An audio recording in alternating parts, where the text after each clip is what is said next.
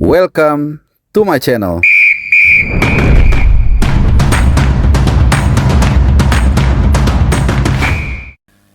Salam sehat, selamat hari Minggu dan juga selamat datang di channel Bung Harpa. Untuk teman-teman semua yang mungkin sedang menghabiskan akhir pekan atau hari Minggu dimanapun dengan siapapun, tentunya untuk menemani hari libur kalian, hari libur terakhir sebelum besok beraktivitas, channel Bung Harpa gua akan menemani kalian kali ini dengan raport para pemain timnas yang ya seperti biasa bermain abroad. Tentunya ada di Eropa, banyak banget pemain kita yang bermain di Eropa dan juga di Thailand. Kalau di Korea kan Asnawi ya belum jelas ya rimbanya. Sementara di Thailand Asnawi ini fluktuatif. Ini juga sekaligus untuk melengkapi ya informasi yang gue sajikan kemarin soal Asnawi Mangku Alam. Nah, seperti apa raport para pemain ini macam-macam teman-teman ya. Gue rangkum dulu. Jadi ada yang raportnya bagus, jadi terus berkembang minute play-nya. Ada juga yang fluktuatif. Ada juga yang raportnya jelek, ada yang nggak jelas, dan ada juga yang cedera. Nah, yang cedera ini adalah soal Mads Hilgers. Ini yang paling dikonsernin oleh seluruh netizen Indonesia karena ya dia salah satu palang pintu yang tentunya akan sangat vital ya dalam upaya untuk membendung serangan 7 hari 8 malam dari Jepang nanti yang kita perkirakan akan mendominasi pertandingan pada tanggal 15 November nanti.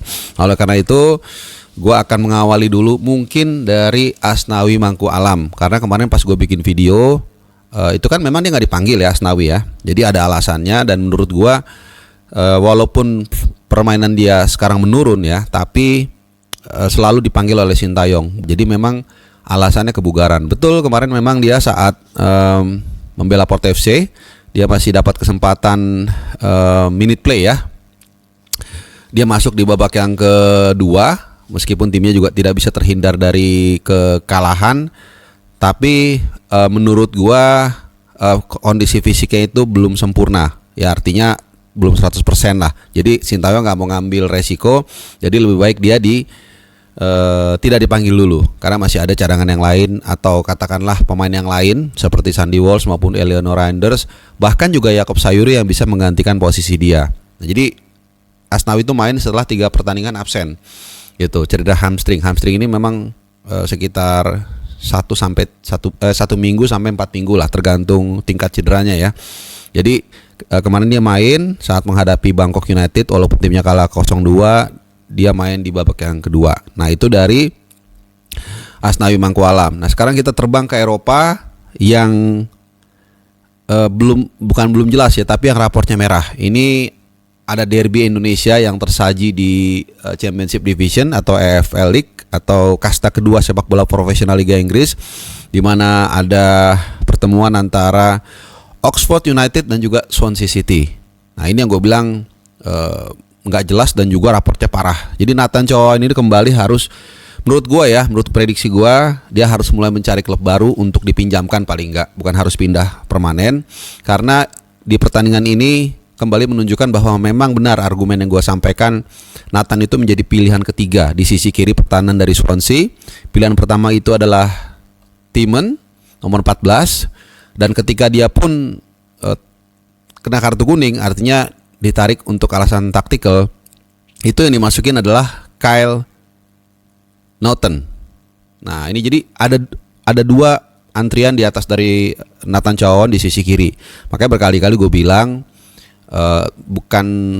nggak ada salahnya ya untuk dia mencoba katakanlah diskusi dengan pelatih, mungkin agennya untuk mengubah posisi dia bermain sebagai DM. Berkali-kali gue mengatakan dia ini menurut gue ya cenderung bermain lebih baik sebagai DM. Nah, itu jadi 10 kali beruntun dia sama sekali nggak dapat minute play. Ini satu pertanda atau alarm yang harus segera diantisipasi nanti bulan Desember nanti. Untuk itu tadi gue bilang mungkin mencari klub yang seperti mungkin Almer City atau di Zwolle atau di Heracles mungkin di Belanda, yang mana pertama dia lebih dekat dengan keluarga dan juga diharapkan dia dapat minute play lebih banyak gitu. Nah, satu lagi juga lawannya kan Oxford United.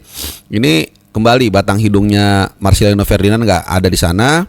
Kelihatannya memang dia diproyeksikan untuk sementara itu bermain di U21. Untuk sementara it's okay, paling nggak dia main, meskipun kalau gue lihat kelihatan levelnya masih di bawah dia ya. Nah, kalau dia masih di situ terus, ini bahaya juga teman-teman ya. Karena ya harusnya di paling enggak bisa main dari bangku cadangan lah di Championship Division. Itu lumayan, main 10 menit, 15 menit itu bagus. Tapi kita tunggu aja, yang pasti dia nggak nongol di bangku cadangan. Dan menurut informasi yang gue terima, dia ada di stadion, duduk di tribun. Nah itu dari derby Indonesia di Inggris. Nah kemudian kita menyeberang ke Belgia dulu deh, sebelum kita ke Belanda ya. Nah di Belgia ini ada dua berita bagus, dua berita, satu bagus, satu jelek. Nah biasanya kan yang jelek dulu ya. Yang jelek adalah Sandy Walsh. Kemarin di Belgian League, Sandy Walsh itu timnya Mechelen atau Malinois. Kenapa ada dua nama?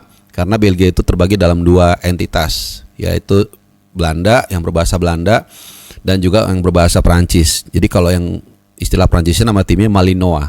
Kalau bahasa yang Belandanya Mechelen. Nah kemarin main lawan Union Saint-Gilloise, skornya 1-1. Dan Sandy Walsh, yang ini dia berita yang kurang mengenakan, kembali tidak dimainkan, tapi ada di bangku cadangan. Artinya dia secara fisik playable, bisa main ya, dan kelihatannya sih harusnya sih nggak cedera ya, karena dia dalam beberapa laga terakhir tuh, dalam 4 pertandingan terakhir Mechelen, 3 di Liga, 1 di Belgian Cup, itu dia 3 kali itu ada di DSP. Dia nggak ada hanya waktu di kemarin di Piala Liga. Nah, tapi di 3 kesempatan dia ada di bangku cadangan, dia nggak dimainin sama sekali. Nah, cuman ini tergantung kita lihat dari sisi mana. Kalau dari sisi minute play ini mengkhawatirkan, tapi kalau dari sisi kebugaran, artinya dia dalam kondisi bugar dan nanti kemungkinan besar juga tentunya akan ditampilkan lawan Jepang ya, karena Asnawi udah nggak dibawa, nggak ada lagi pilihan bek kanan yang paling mumpuni selain Sandy Walsh. Nah itu dari Mechelen, dari Sandy Walsh. Satu lagi dari Dender FC. Kalau Dender FC ini Ragnar gue nggak usah khawatir, walaupun dia kemarin nggak dimainin sama sekali. Kenapa gue nggak khawatir? Karena sebelumnya di Liga Belgia dia main full. Kemudian sebelumnya lagi kemarin itu di Belgian Cup dia main full walaupun nggak cetak gol. Sebelumnya lagi di Liga Belgia dia main dari bangku cadangan dan cetak gol. Nah jadi kalau kita lihat dari regularitasnya agak lumayan lah. Plus kita tahu juga work rate-nya dia luar biasa di timnas. Jadi ini nggak ada masalah. Nah kalau tadi dua kabar yang kurang enak, sedang, nah yang paling bagus adalah Sen Patinama. Yang ini gue bilang kenapa ini orang punya mental luar biasa. Di tengah-tengah kemarin dia membuat blunder saat menghadapi China, tapi permainannya tidak turun. Bahkan menurut gue cenderung naik. Jadi ini gue catat, ini merupakan dia kemarin itu timnya di Challenger League di Liga Belgia itu dia bermain dari menit pertama starter ya saat menghadapi Anderlecht 2 gitu ya. Dan ini mencatatkan dia berarti 5 kali beruntun starter di liga. 5 kali beruntun starter di liga dan 1 diantaranya dia bermain full. Benar-benar nggak diganti. Sisanya 80 sekian menit, selalu di atas 80 menit ya, termasuk kemarin juga saat menghadapi Anderlecht 2 dia atau Sen Patinama itu bermain selama 86 menit ya sebelum digantikan oleh Pantovic. Dan bahkan dari keseluruhan kalau kita lihat baik starter maupun juga masuk dari bangku cadangan, pokoknya asal main itu berarti sudah 8 kali beruntun main di semua kompetisi, baik di Liga maupun juga di Piala Liga. Jadi ini yang gue bilang raportnya paling bagus Sen Patinama sejauh ini ya, di luar Jaitses lah. Kalau Bang Jai udah nggak usah dibilang lah, atau mungkin seperti Calvin Verdong dan juga ataupun Mes Hilgers ya. Nah kita bahas langsung Mes Hilgers, last but not least, karena ini adalah yang menjadi concern dari semua warganet tuh Indonesia, netizen Indonesia, fans Indonesia. Penampilan dari Mes Hilgers kita tahu sangat konsisten di 20.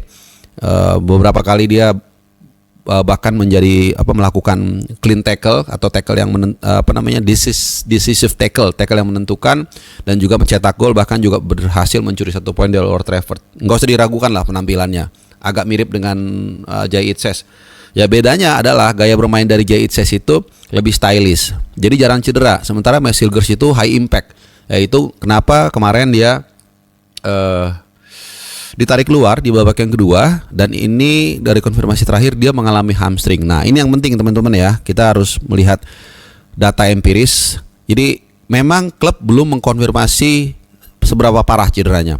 Tapi kalau dari medis ya, yang gue tahu yang pernah gue dengar dari dokter ortopedi.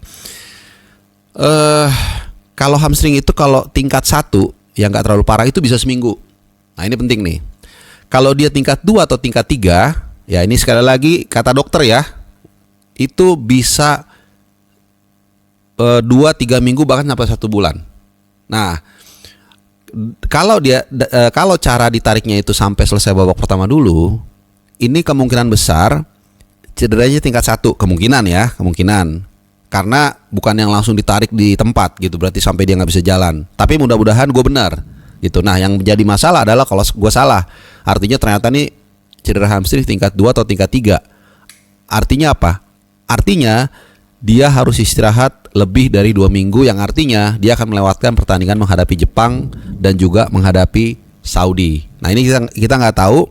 Yang jelas memang kontribusi dari Mads Hilgers musim ini bersama Twente itu luar biasa. Nanti gue akan kasih data statistiknya, bagaimana dia selalu main, hampir selalu main 90 menit. Jadi ada 1, 2, 3, 4, 5, 6, 7 kali dia bermain full 90 menit musim ini. Ini baru mungkin 3 bulan pertandingan berjalan ya, bulan Agustus, September, Oktober, November. Gak sampai 3 bulan, tapi dia udah mencatatkan minute play yang sangat luar biasa. Dan kalaupun dia diganti itu hanya 3 kali dia nggak bermain full ya. Dan yang sama dia ditarik di babak kedua awal itu yaitu tanggal 29 bulan 9 saat menghadapi NAC Breda, dia juga main sebabak. Nah ini gue nggak tahu nih waktu itu masalahnya apa, apakah ini cedera yang sama hamstring atau apa, gue nggak ngerti. Yang pasti kalau dia nggak masalah, kalau dia nggak cedera, dia pasti selalu bermain inti dan biasanya selalu bermain 90 menit. Jadi sekali lagi kita berdoa. Nah ini saatnya kita sama-sama berdoa supaya Mads Hilgers, kalaupun hamstring ya memang hamstring udah ya, tapi yang tingkat 1 sehingga dia bisa pulih dalam waktu seminggu. Malah syukur-syukur nanti di liga, di pertandingan di liga kan dia pasti ada tuh sebelum international break. Nah ini kita lihat dulu jadwalnya ya. Twente itu lawan Ajax ya, tanggal 10 bulan 11 itu, atau pertandingan terakhir sebelum dia akan terbang ke Indonesia itu dia lawan Ajax. Ini pertandingan berat. Jadi mudah-mudahan, karena mungkin dia katakanlah kalau dia tingkat 1 pun minggu depan kan baru pulih. Nah lawannya Ajax berat, mudah-mudahan dia gak dicadangin. Jadi malah akhirnya plong bisa langsung terbang ke Indonesia membela timnas, tentunya menghadapi menghadapi Jepang dan juga Saudi tanggal 15 dan juga 19 November ya. Oke, kira-kira itu rangkuman dari PR pemain abroad di edisi kali ini. Mudah-mudahan lumayan informatif ya, dan juga mudah-mudahan lengkap.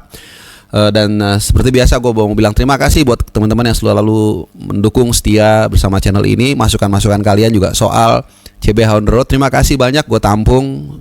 Gue akan berusaha untuk memperbaiki dari segi keamanan dan juga kenyamanan supaya kalian juga tetap nyaman ketika menonton tayangan channel Bung Harpa.